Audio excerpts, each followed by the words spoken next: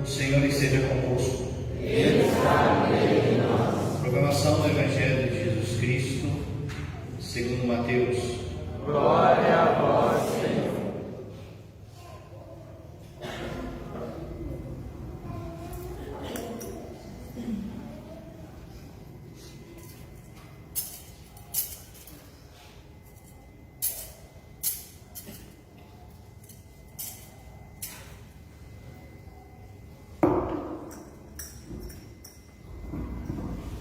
Naquele tempo, Jesus foi para a região de Cesareia de Filipe, e ali perguntou aos seus discípulos: Quem dizem os homens ser o Filho do Homem?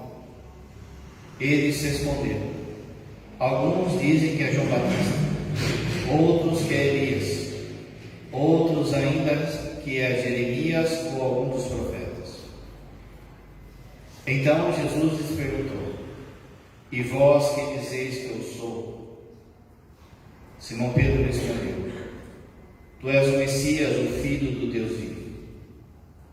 Respondendo, Jesus lhe disse: Feliz és tu, Simão, filho de Jonas, porque não foi um ser humano que te revelou isso, mas o meu Pai que está no céu. Por isso te digo que tu és Pedro, e sobre esta pedra construirei a minha igreja, e o poder do inferno nunca poderá vencer. Eu te darei as chaves do reino dos céus.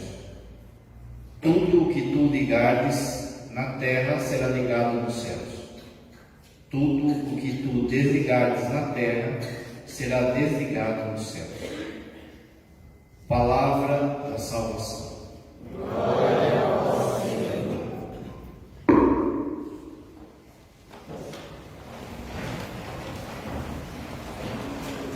Caríssimos irmãos e irmãs, hoje celebramos então a solenidade de São Pedro e São Paulo. Como a gente sabe, o dia de São Pedro e São Paulo é dia 29. Porém, aqui no Brasil não é feriado. Então é necessário que toda a igreja celebre essa solenidade. E aí então a Igreja do Brasil puxou, por permissão do Vaticano, essa festa no domingo que vem na sequência. Hoje também é dia do Papa, dia de rezar pelo Papa.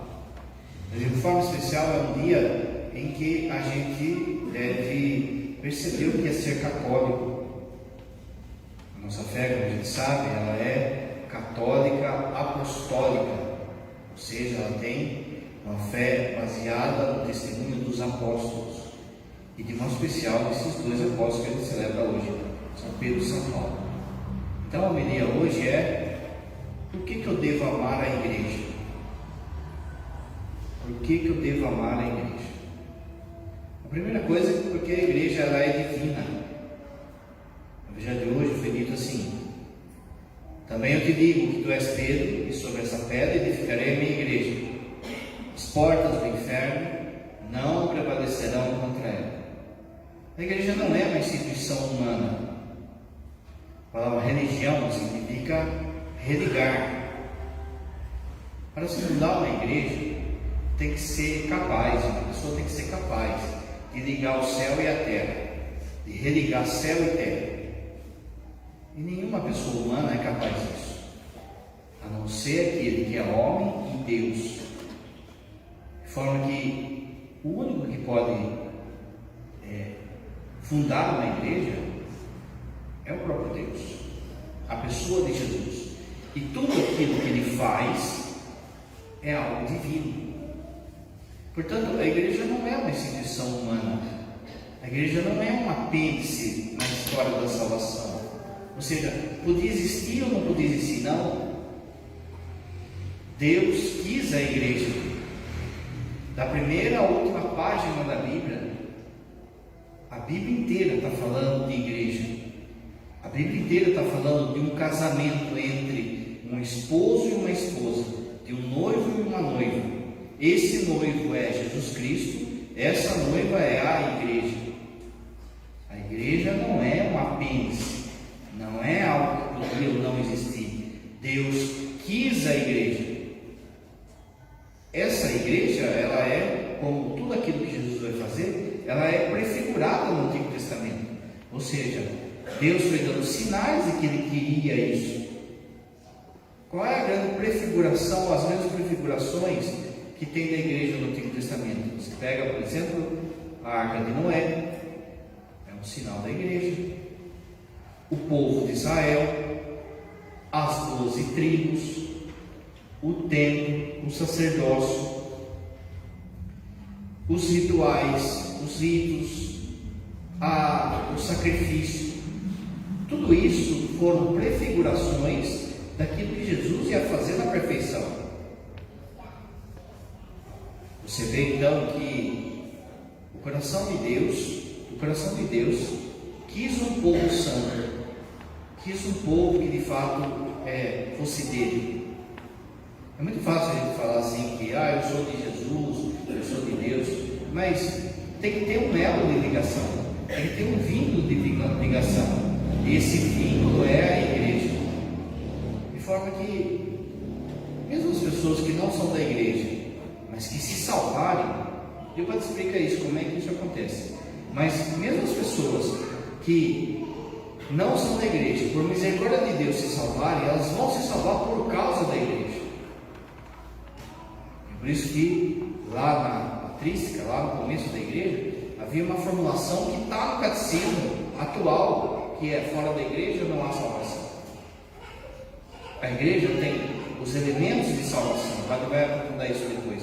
Mas veja que, por que isso então? Porque Cristo quis a igreja. A igreja não é uma instituição humana. É um abuso as pessoas pegarem e fundarem uma igreja, ou quererem consertar a igreja do nosso Senhor. A igreja é uma instituição divina. Repara que Jesus fala: tu és Pedro, sobre essa pedra eu edificarei a minha igreja. Não é uma das minhas igrejas, não é qualquer igreja, a minha igreja.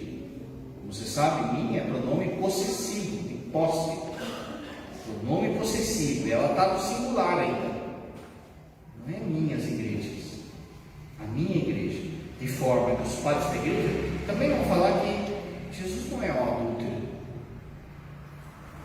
Jesus tem uma só esposa, a igreja.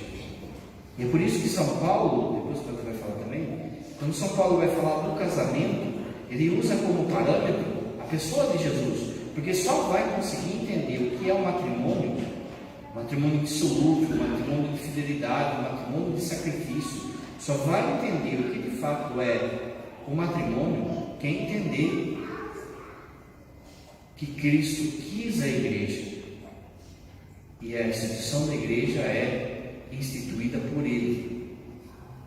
Então, as duas coisas têm que sair agora dessa primeira coisa. Ninguém pode fundar a igreja, e você não pode sair da igreja do Senhor, porque é essa igreja que Ele quis, é essa igreja que Ele deu a vida. Vai dizer o texto bíblico, você lembra? Que Deus nos amou ainda quando eram pecadores. A igreja, como a gente sabe, ela era como se fosse um bolo de casamento. Ela tem 3 etapas, 3 fatias. Existe o pessoal da igreja que está vivo, que somos nós. Existe o pessoal da igreja que está no purgatório, que é a igreja padecente. Nós somos a igreja militante, de militar, de luta. A igreja padecente é a igreja que está no purgatório. Quem está no purgatório é a igreja. E a igreja triunfante, quem está no céu. Tanto a igreja militante quanto a igreja padecente, elas não estão prontas ainda. É por isso que você não se escandaliza quando há pecados, não da igreja, mas dos filhos da igreja. A igreja é santa, porque é esposa de Cristo. Os filhos da igreja, aí nem tanto. Mas um dia seremos de fato todos santos, e no céu todos seremos católicos, porque é uma igreja só, é uma esposa só. Santo Agostinho, ele vai comentar isso num salmo, no seu comentário do salmo, ele vai falar que a igreja hoje é como se fosse um eclipse. Não tem um eclipse, tem parte da lua que ela está escura e tem parte que está clara. Nós aqui ainda estamos na parte escura. E é por isso que há sujeira, que há pecado, que há tristeza. Mas um dia chegaremos lá, na parte de cima do globo. E aí toda a igreja vai ser resplandecente. É o que está no livro do Apocalipse. Por isso que o padre falou, da primeira página do livro da Bíblia, a primeira página da Bíblia até a última, está falando de casamento. Cristo quis a igreja, não é um apêndice. A igreja não é qualquer coisa. Ele quis a igreja. Portanto, é uma instituição divina. Por que eu tenho que amar a igreja? Segunda coisa, porque Jesus amou. Se Jesus amou alguma coisa, eu tenho que amar também. Se Jesus amou algo, significa que aquele algo é bom para ele, ou melhor, é bom para nós. Então, assim também, se Cristo amou a igreja, a gente também deve amar a igreja. Olha só, o padre falou, quando São Paulo vai falar no capítulo 5 de Efésios sobre o casamento, ele começa a falar da relação lá da esposa com o marido. Lembra que tem aquela passagem que fala, a esposa seja submissa aos seus maridos, filhos sejam obedientes aos pais, tal coisa. E quando ela vai falar do marido, quando ele vai falar do marido, o que ele fala? Ele fala assim, eis um mistério tão grande. A palavra mistério no grego significa algo que é tão grande que quando você contempla, você não consegue traduzir em palavras. Você só ajoelha e adora. Entende? Mistério. O que é mistério? Mistério não é uma coisa assim, escondida, tal. Não, mistério na Bíblia é algo que é tão grande, que não tem palavras, não tem canto, não tem nada que possa resumir o que é. Então você só ajoelha e contempla. Quando termina a consagração da missa, o padre fala, eis o mistério da fé. Repare que nessa hora está todo mundo quieto, não tem música, não tem nada, não tem resposta, não tem nada, porque não tem palavras para designar o que é. A gente só ajoelha e contempla. Mistério da Trindade, mistério da encarnação, mistério do casamento. Olha só, São Paulo coloca o casamento como um mistério. Por que um mistério? Porque ele atrela o casamento a Cristo que amou a igreja. Olha só o que ele fala, capítulo 5, versículo 25 de Efésios. Vede quão grande mistério do amor de Deus. Por isso, maridos, amai as vossas esposas, como Cristo amou a igreja e se entregou por ela. O Papa João Paulo II vai falar que você só vai entender essa questão da submissão da mulher, que vem antes, se você entender esse versículo aqui. Que a submissão da mulher não é essa submissão de escrava, sabe, tem que fazer o que o marido manda, não. A submissão da mulher, o Papa João Paulo II vai falar na teologia do corpo, ela está atrelada à capacidade do marido dar a vida por sua esposa, por sua filha, por seus filhos. Amai as vossas esposas, assim como Cristo amou a igreja. Como é que Cristo amou a igreja? Na cruz. Como é que o marido ama a sua esposa, os seus filhos? Na cruz. Em tempos de confusão, de métodos sexuais, de um monte de homem frouxidão, foi se esquecendo dessa primeira missão do homem, de dar a vida por aquilo que ele ama, por gastar a sua vida por aquilo que ele ama.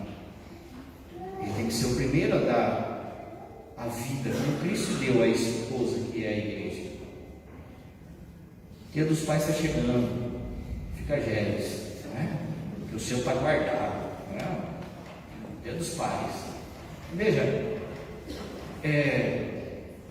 eu tenho que amar então a igreja porque Jesus se entregou por ela. E não se entregou porque ela era santa, mas se entregou para fazer ela santa. Aí também você vai entender a missão de um marido que devia ser. Só que de alguma forma inverteu, né? Parece que a a missão de evangelizar uma família parece que é da mulher.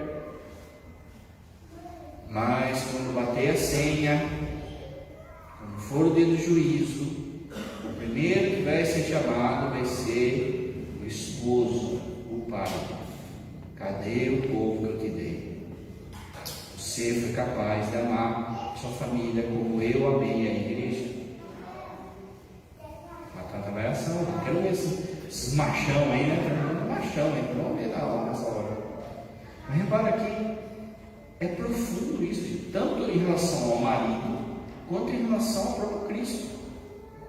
Ele não esperou a gente se santificar para dar a vida por nós. Ele nos amou ainda quando éramos pecadores. A santificação partiu do esposo para a esposa, que o Pai falou. Hoje em dia, esse papel inverteu e parece que a obrigação é da esposa santificar a casa. Por que eu tenho que amar a igreja? Porque Jesus amou ela primeiro. E não esperou ela ser santa para amar. Deu a vida quando éramos ainda pecadores. Terceira coisa, por que eu tenho que amar a igreja? Então a primeira coisa é porque ela é divina. A segunda coisa, porque Jesus a amou. A terceira coisa, porque ela é apostólica. Porque ela nasce do testemunho dos apóstolos.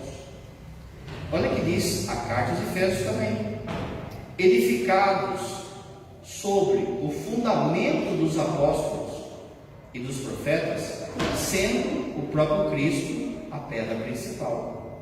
Lógico, Jesus é a igreja. São Paulo vai falar nas suas cartas: a igreja é o corpo místico de Cristo. Quando você casa com sua esposa, você se torna uma só com ela, não é? Uma só carne. Se Jesus se entregou à igreja e desposou a igreja, então Jesus é um só com a igreja. De forma que São Paulo vai dizer que a igreja é o corpo místico de Cristo. A igreja não é um CNPJ. A igreja não é alguém que, escorregou no banheiro, vamos para uma igreja, que tal? A igreja é o corpo místico de Cristo. Ponto. A igreja é o corpo místico de Cristo. Muito bem. Essa igreja está fundamentada no testemunho dos apóstolos. É a mesma coisa. Jesus quis os apóstolos. Os apóstolos não são apêndice, não são algo que podia ter ou não podia ter. Não, Jesus quis, porque ele sabia que era necessário. Por isso que lá no Antigo Testamento, tudo isso já estava prefigurado nas 12 tribos. De 12 tribos de Israel, Deus formou um povo. De 12 homens, de novo, Deus formou um outro povo, que é a igreja. Por que você acha que Jesus escolheu 12? Por que tinha sido 12? Porque ele quis? Não. Tanto que quando Jesus expulsa lá um endemoniado, ele pede para ser discípulo. Jesus fala: não, fica aqui, sua missão é aqui. Tem que ser 12. Esses 12, depois que Judas traz Jesus, os apóstolos já sabem disso. Os apóstolos logo já escolhem um para ficar no lugar de Judas, porque eles sabem que a igreja tem que ter 12. Fundamento sobre os apóstolos. Você pega o Apocalipse fala dos 12, sentado em volta do Cordeiro. Se você tirar os 12 da jogada, você perde o elo com Jesus, porque Jesus não escreveu nada. Quem escreveu? Os 12, os apóstolos, aliás, nem todos escreveram. Repara aqui, Jesus, quando ele ascende aos céus, ele diz assim: ide por todo o mundo, anunciai o evangelho a toda a criatura, batizai-as no nome do Pai, do Filho e do Espírito Santo. Aquele que crê será salvo, quem não crê será condenado. Muito bem. Jesus não falou para escrever a toda a criatura. Ide e anunciai. Presta atenção nisso, isso aqui é importante. Quando Jesus sobe, ascende aos céus, os apóstolos vão receber o Espírito Santo e vão sair e vão anunciar. Então a primeira parte da pregação do Evangelho é pela boca, é anúncio, não tem nada escrito, é anúncio. Esse anúncio dos apóstolos é chamado de sagrada tradição. Tanto que a sagrada tradição para nós vale tanto quanto a Sagrada Escritura.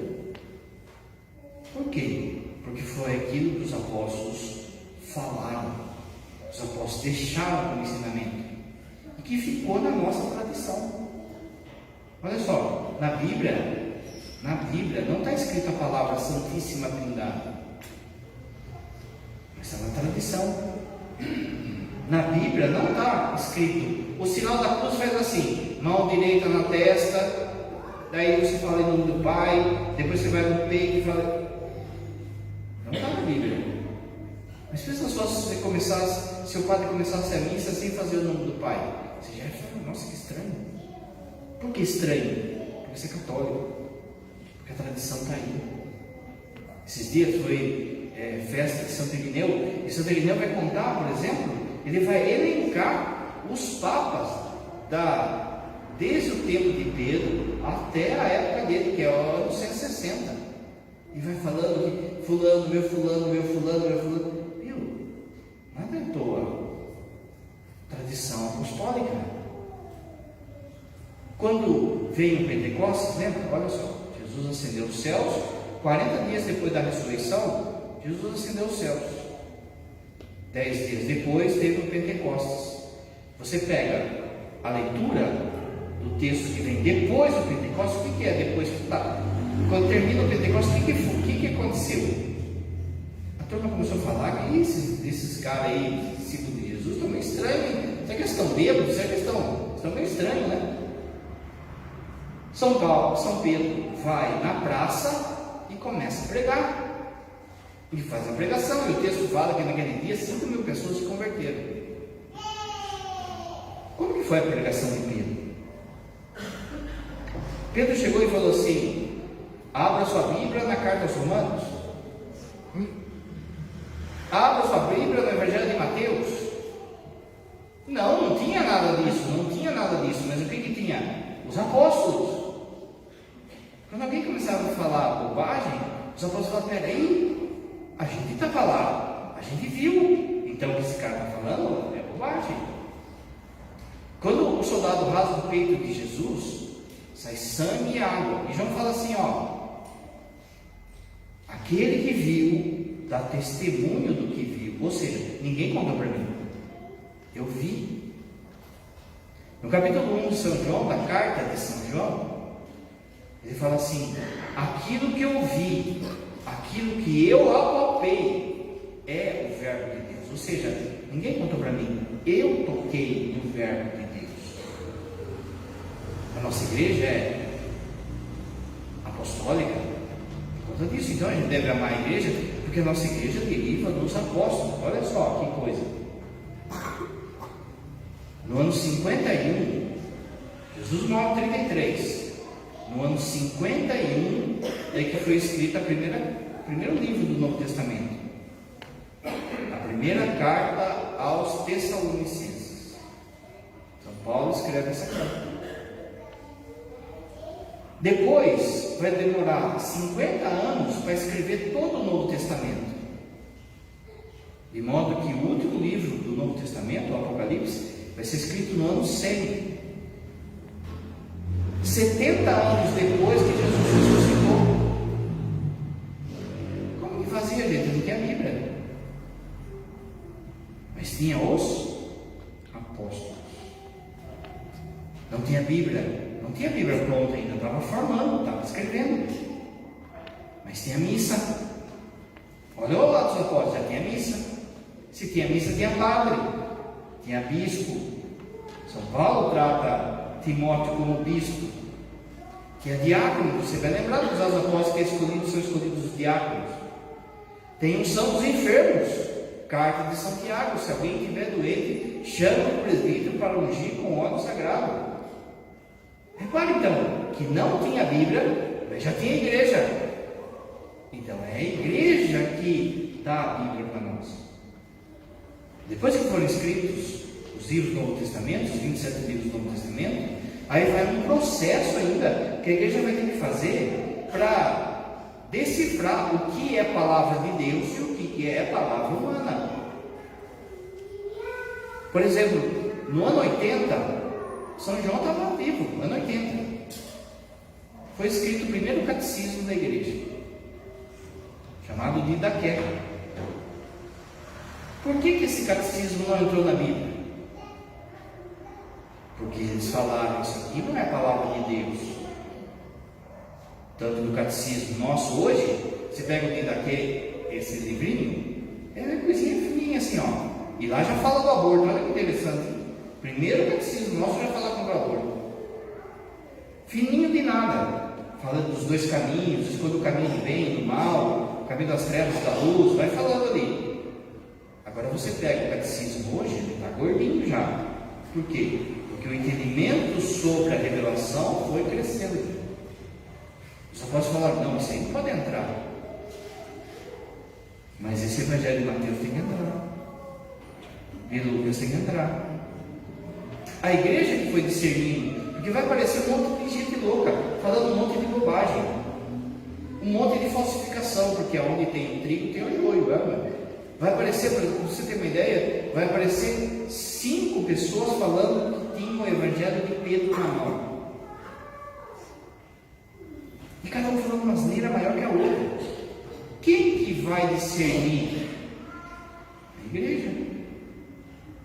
Porque a igreja é fundamentada no testemunho dos apóstolos. E no fundo, entrou o evangelho de Pedro, original na Bíblia, que no fundo não é de Pedro, mas é de Marcos. Marcos era discípulo de Pedro. Aonde Pedro ia, Marcos ia anotando ali. E esse entrou. Agora essas outras bobagens não entraram.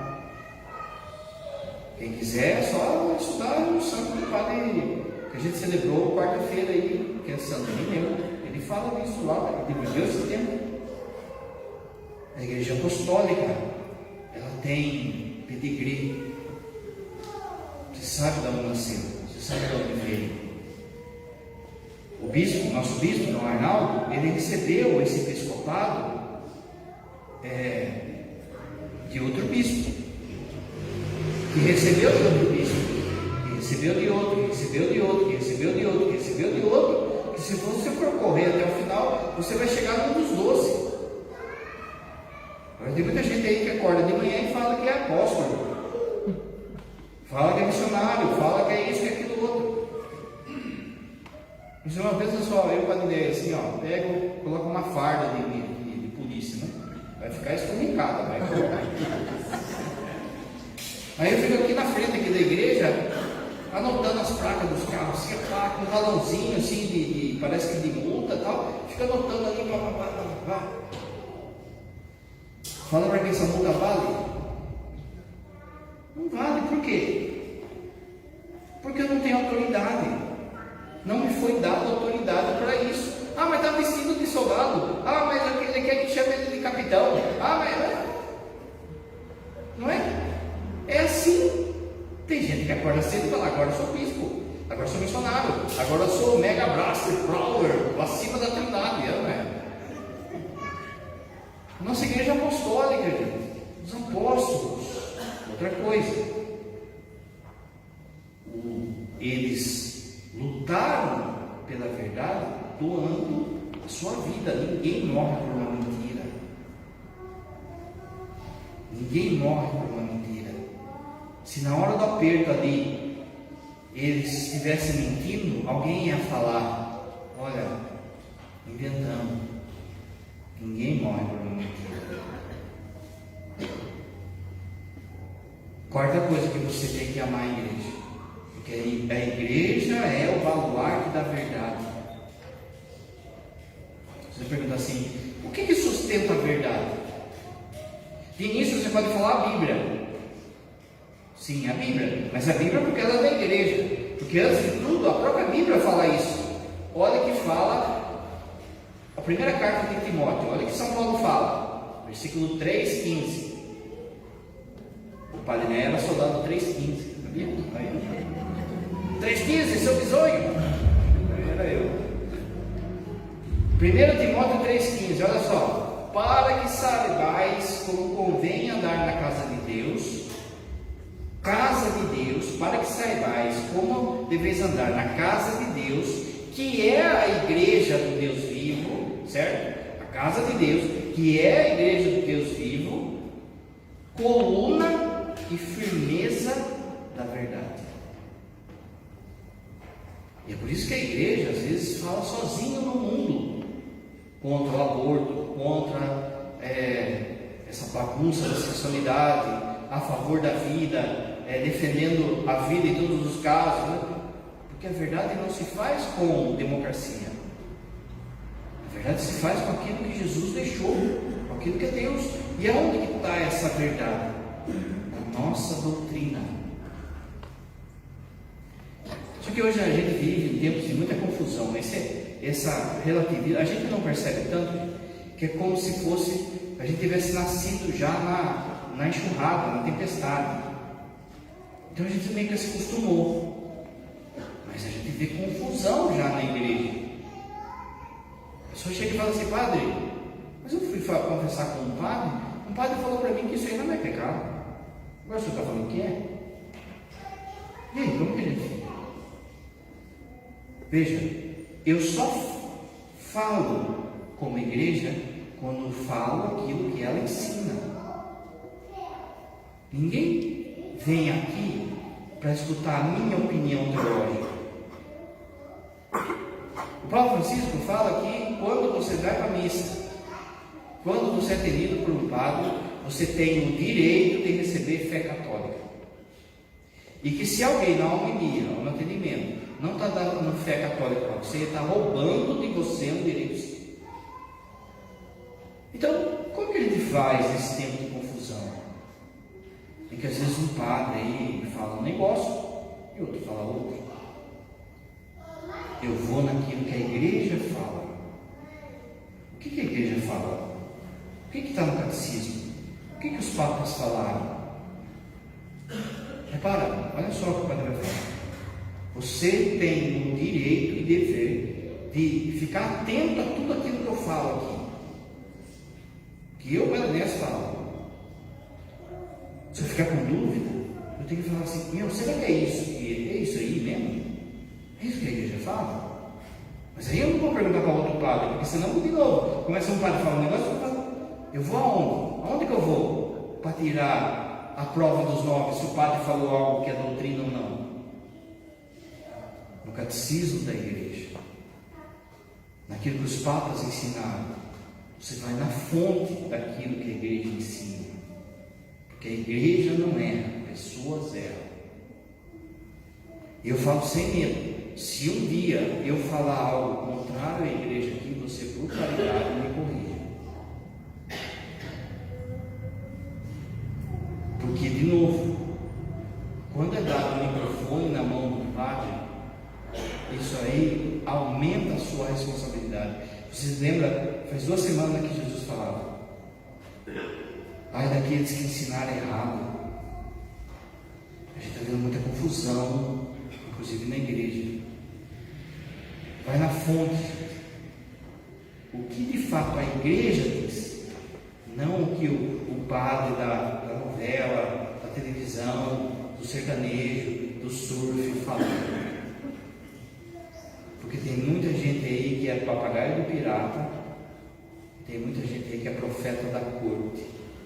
O profeta da corte quer falar aquilo que o rei quer ouvir. E quem que está dominando esse mundo hoje? Deus aqui não é. Fala o que o mundo quer ouvir. E aí não tem correção, não tem conversão. Para muita gente, por exemplo, hoje falar de inferno é um absurdo. Como assim vai falar de inferno com o povo? Quando o padre fala de inferno, é lógico que há exageros. Tem gente que prega o diabo, né? Fala mais no diabo que Jesus. Mas quando o padre de fato alerta você para ir no inferno, ele está tendo caridade com você. Ele está alertando você do perigo. Quando o padre tem que falar aquilo que ele tem que falar em relação à castidade, ao casamento, ele está sendo fiel àquilo que a igreja fala, que a igreja pede. De forma que eu não posso ficar aí escutando teologias do momento, teologias da corte que querem agradar ao mundo. É isso que está no catecismo? É isso que a igreja fala mesmo? Você sabe, uma coisa é o pecado, outra coisa é o pecador. O pecador você pode sempre, mas o pecado você não aceita. Para não aceitar o pecado, às vezes você tem que desmascarar o pecado. Por isso que você deve amar a igreja, porque ela é fundamento dessa verdade. E por muitas vezes você vai descobrindo essa verdade, porque quantas vezes talvez você venha na igreja e fala: nossa, isso eu não sabia. Nossa, agora entendi. Nossa, olha, cara, eu não sabia que isso era pecado. Porque muita gente tem falado como profeta da corte. Olha a questão da sexualidade dos casais, da abertura da vida. Tem muitos casais que estão despertando isso agora. Tem muitos casais aí que participam da igreja, que participaram da igreja, que talvez, sei lá, nos anos 70, 90, 80, por aí, nunca, eles nem tocaram no assunto. E agora, olha só, isso aí não sabia, e agora o que eu faço? Agora vamos conversar, né? Olha, isso aí da Eucaristia, eu não sabia, agora aprendi. Sustentar com toda a verdade. Você deve amar a igreja porque ela traz os meios de salvação. É a ela que foi dado os instrumentos de salvação. Quais são os instrumentos de salvação? Os sacramentos. Os sacramentos. Olha o que diz: um dos soldados furou-lhe o lado com a lança, e logo saiu sangue e água. Se perguntasse para você assim, quando nasceu a igreja? Você deve responder com essa passagem: quando o soldado rasgou o peito de Jesus. Ali nasce a igreja. Você vai pegar na leitura de Sexta-feira Santa dos padres da igreja, São João Crisóstomo, que ele vai falar assim: da mesma forma que do lado de Adão, da costela de Adão e do sono de Adão, Deus tirou a esposa de Adão, do lado de Cristo, da costela de Cristo e do sono mortal de Jesus, Deus tirou a sua esposa, que é a igreja.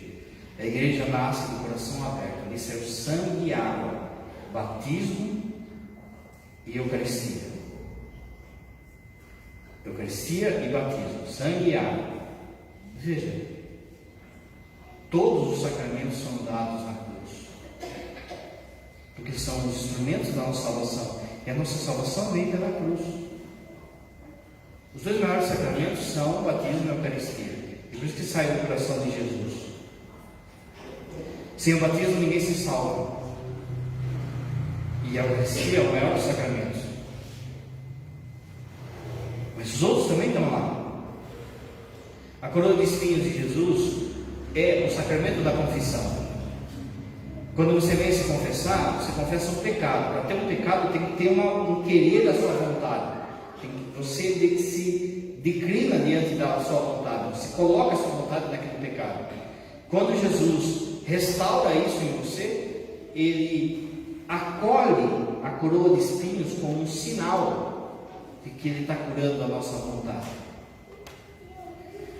O sacramento da unção dos enfermos é toda a ferida de Jesus, tudo o machucado de Jesus. Quando o padre vai dar a unção dos enfermos, ele pega aquele olhinho que o bispo unge, abençoa na quarta-feira, na quinta-feira santa ou na quarta-feira à noite.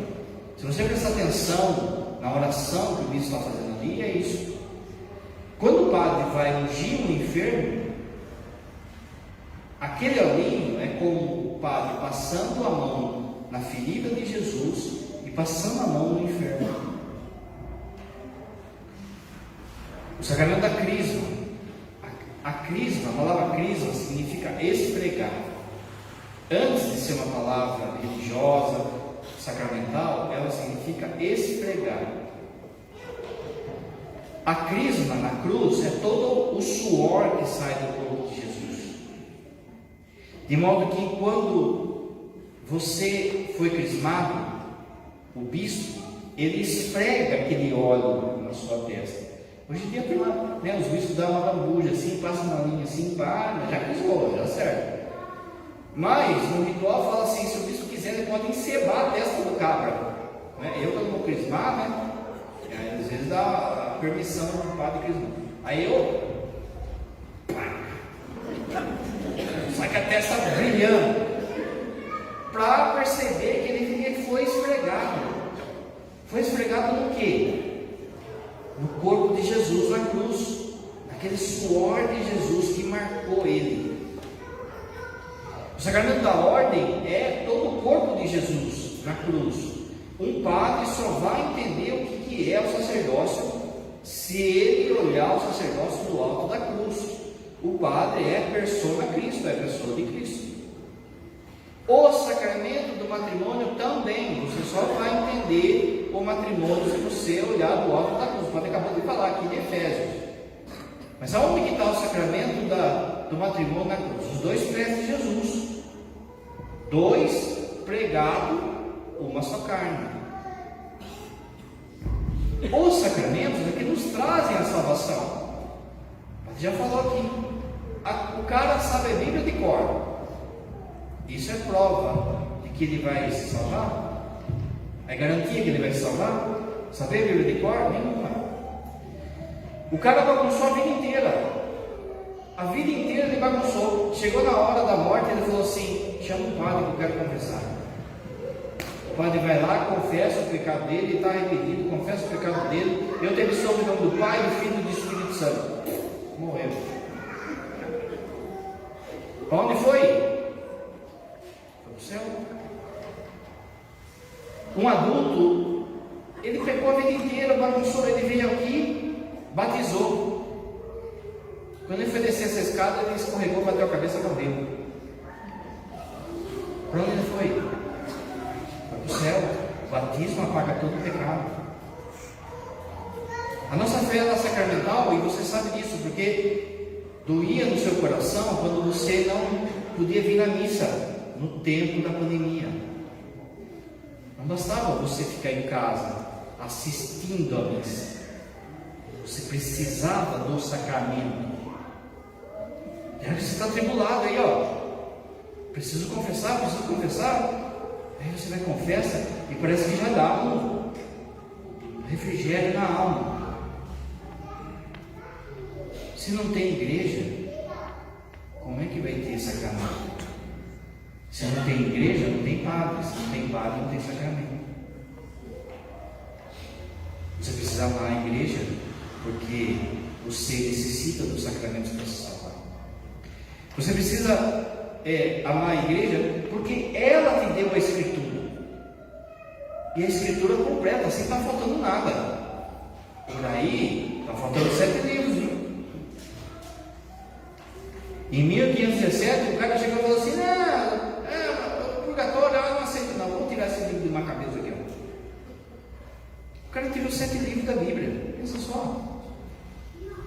Você chega lá para comprar um livro do seu filho, o seu professor passou um trabalho que o seu filho fazia. Às vezes ele vai ter que ler Memórias Póstumas do Brás Cubas, sabe? Tem Machado de Assis.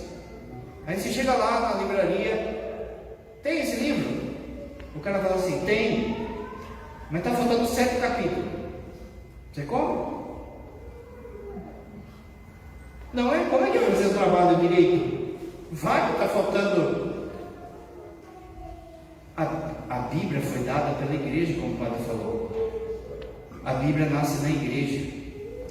E a grande prova disso é que você tem o texto completo na sua mão e que, se você tiver Bíblia católica em casa, você vai abrir nas primeiras páginas aqui, ó, e você vai ver que tem uma assinatura de um bispo católico, de um cardeal católico.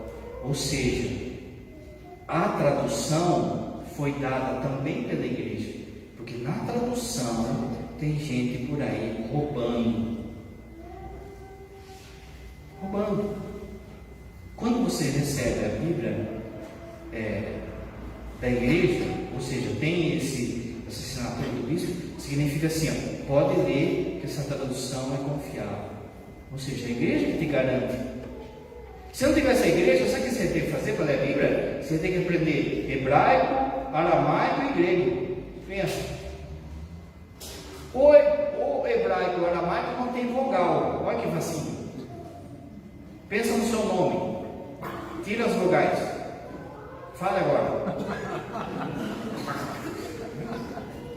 Além de tudo, é escrito de lá para cá.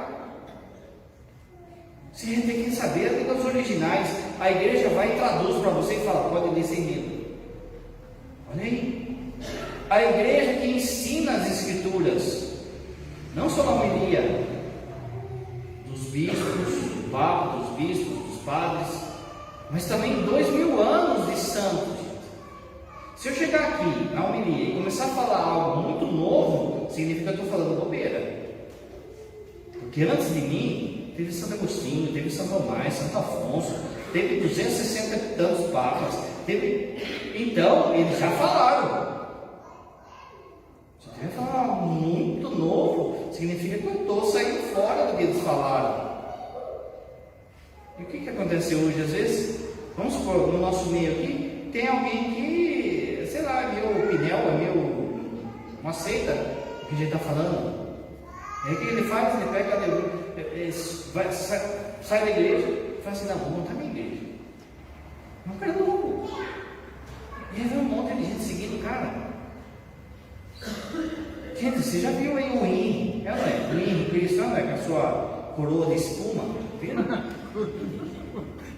O Henry Cristo é o pai. Fala para mim se ele é bom da cabeça. Ele se acha Cristo. Agora, pior do que ele é quem segue ele, não é?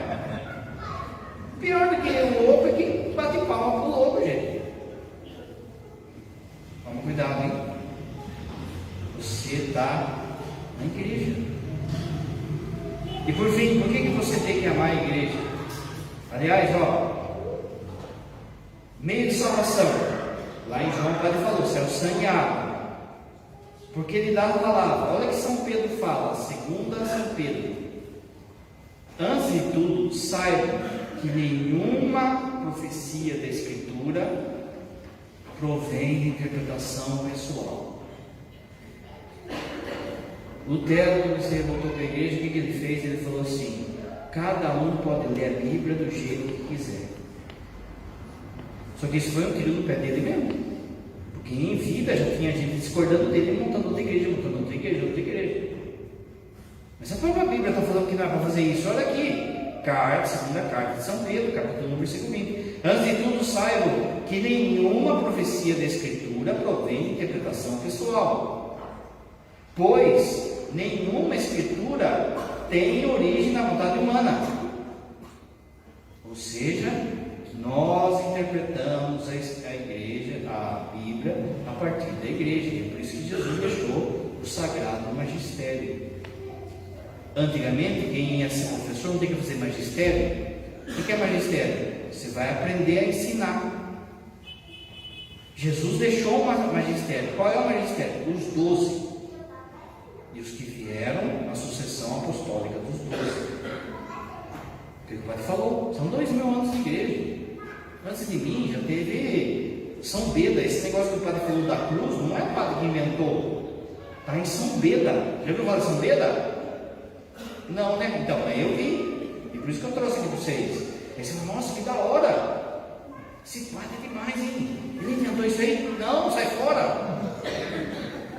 Está na igreja. Por que eu devo amar a igreja? Porque ela tem Nossa Senhora. Porque ela tem os santos. Olha só, Efésios capítulo 2. Assim, já não sois estrangeiros e peregrinos, mas concidadãos dos santos, e por isso membros da família de Deus. Os santos são os caras. Não tenha medo de ter devoção aos santos. Não tenha medo de copiar os santos. Aliás, no tempo de confusão, como hoje, como esses tempos, sigam os santos. Os santos são os caras, os santos são os irmãos mais velhos da nossa fé. Tudo aquilo que você está passando na sua vida, hoje, um santo já passou e venceu, para ser exemplo para você. Os santos são demais. Os santos são os nossos grandes trutas. Aí entra o nosso anjo da guarda e os nossos santos de devoção. Mas mais ainda, uma mãe que a gente tem. A gente tem uma mãe que vela por nós. E vela, inclusive, para aqueles que não aceitam como mãe. Até para aqueles que não até para aqueles que rejeitam. Porque você que é mãe sabe, você que é pai sabe. Mesmo que o filho seu vá embora e fala assim, eu não quero mais saber dos filhos, você não deixa de amar ele. Assim também, essa mãe, mesmo que aqueles filhos que não rejeitam, que a rejeitam, ela reza e intercede. Quando chegar no céu, eles vão ver o quanto que eles só estão lá por causa dela. Aí que vê ela bonitona assim e tal, e vê tudo aquilo que ela ajudou para que ela estivesse ali, e ele desprezou ela, e ele não sei o quê. Aí vai ficar com cara de Chiquinha, sabe? Chiquinha.